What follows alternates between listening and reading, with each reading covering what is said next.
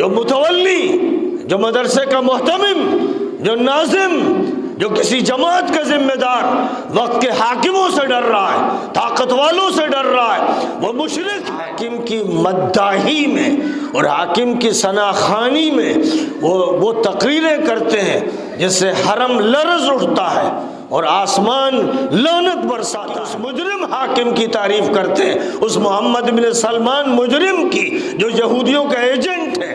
اس کی پہلے امام حرم تھے عادل کلبانی، انہوں نے ابھی ان تفریحات کے حق میں بیان دیا اور خود شرکت کے لیے تیار اور غالباً شرکت کی۔ وہ تفریحی مقامات جہاں ڈانس ہو رہا ہے، جہاں رقص و سرود ہو رہا ہے، جہاں عورتیں بے پردہ ہو رہی ہیں، مسجد کا جو امام ہے وہ نبی پاک علیہ الصلاۃ والسلام کا ترجمان ہے۔ دھیرے دھیرے وہ وقت آیا خلافت راشدہ کے بعد کہ مسجد کا امام ایک ملا بن گیا، ایک کرائے کا انسان بن گیا، حاکم الگ اور امام الگ اور ترجمان دین الگ۔ یہ بات کے دور میں ہوا، اور جب یہ ہوا تو ظاہر ہے کہ وہیں سے اسلامی تمدن متاثر ہوا، اسلامی تہذیب متاثر ہوئی، اسلامی علوم متاثر ہوئے۔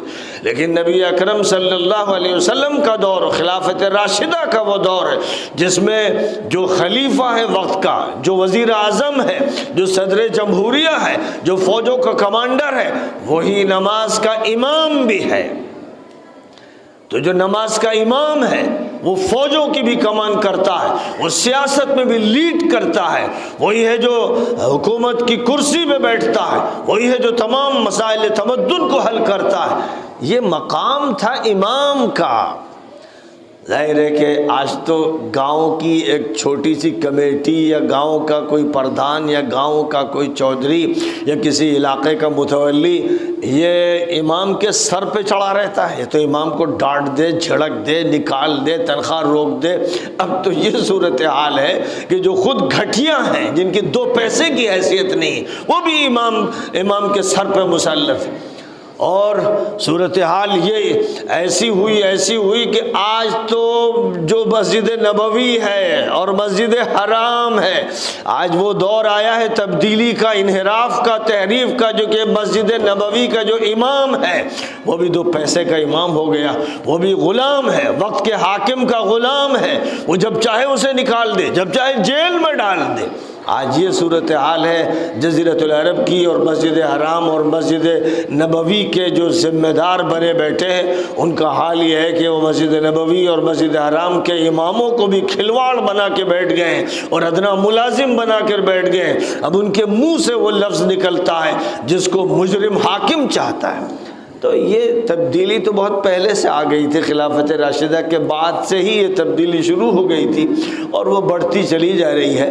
لیکن ہمارا کام یہ ہے، ہم مسجدوں کو دوبارہ وہ مقام دلانا چاہتے ہیں۔ ظاہر ہے کہ یہ ایک ایسی تمنا لگ رہی ہے جو تمنا خام ہے، لیکن تمنا خام کو حقیقت بنانا اللہ کا کام ہے۔ ہمارے لیے حکم ہے کہ محنت کرو، جد و جہد کرو، اعلیٰ سے اعلیٰ مقصد رکھو، چھوٹا مقصد مت رکھو، پورے دنیا میں اسلامی نظام برپا کرنے کا ارادہ رکھو۔ جب تم یہ ارادہ کرو گے تب تمہاری جد و جہد کچھ ہوگی، کچھ قدم آگے بڑھیں گے، اور ایک چھوٹی سی جائیداد اور چھوٹی سی ایک عمارت اور چھوٹا سا مدرسہ اور چھوٹا سا مکتب لیے بیٹھو گے اور اسی کی سیادت و قیادت پہ مرو گے تو تم آپس میں اسی پہ جھگڑو گے، جائیدادوں پہ جھگڑو گے، عمارتوں پہ جھگڑو گے، سر پھوڑو گے، مقدمے چلاؤ گے۔ یہ سب ہو رہا ہے، ہوتا رہا ہے۔ لہذا ہمارا جو کام ہے کہ ہم مسجدوں کو مسجد نبوی کے نہج کی طرف لے جانا چاہتے ہیں۔ ہم امام کو رسول پاک علیہ الصلاۃ والسلام کا ترجمان بنانا چاہتے ہیں۔ ہم وقت کے امام کو ابو بکر صدیق اور عمر فاروق اور عثمان ابن عفان اور علی ابن ابی طالب کا ترجمان بنانا چاہتے ہیں۔ اب ان کا ترجمان بنانا چاہتے ہیں جنہوں نے مسجد کی لاج رکھی، جنہوں نے مسجد کا پیغام بیان کیا۔ اور ظاہر ہے کہ مسجد والے وہ لوگ ہیں جن کا حال یہ ہے، انما یعمر مساجد اللہ من آمن باللہ والیوم الآخر واقام الصلاة وآت الزکاة ولم یخش الا اللہ۔ مسجدوں کو آباد وہ لوگ کر سکتے ہیں جو نماز بھی قائم کریں، زکوٰۃ بھی ادا کریں، اللہ پر ایمان بھی رکھیں اور سوائے اللہ کے کسی سے نہ ڈریں۔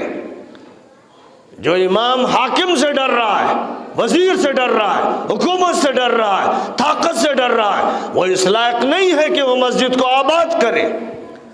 جو متولی، جو مدرسے کا محتمم، جو ناظم، جو کسی جماعت کا ذمہ دار وقت کے حاکموں سے ڈر رہا ہے، طاقت والوں سے ڈر رہا ہے، وہ مشرک ہے، اس کا اللہ سے تعلق نہیں ہے، وہ اس لائق نہیں ہے کہ وہ مسجد کو آباد کرے، وہ مسجد سے باہر جائے۔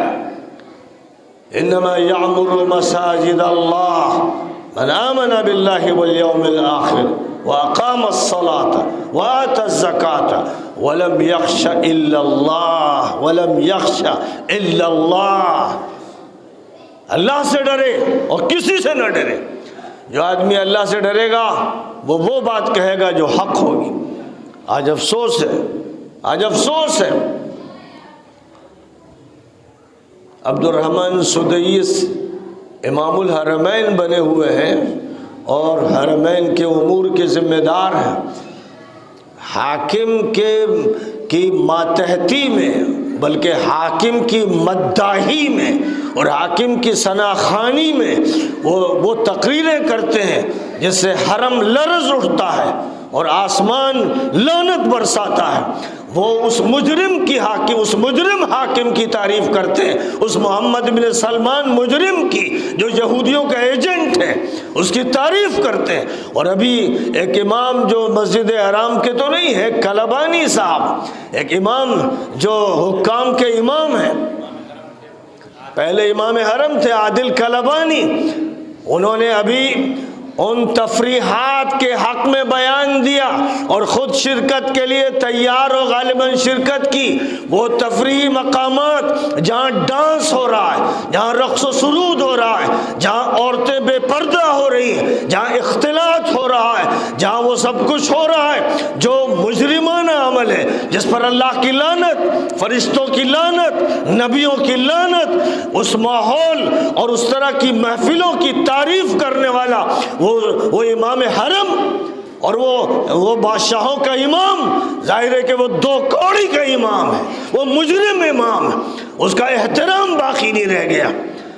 جو حق بولے گا اور صرف اللہ کی بات کرے گا صرف اسی کو مانا جائے گا، اور جو حق نہیں بولے گا، ادھر ادھر کی لپ چھپ کرے گا یا حکمرانوں کی تابع داری کرے گا اور اللہ کو بھلا دے گا، اس کی بات نہیں مانی جائے گی۔ اس کو یاد رکھا جائے۔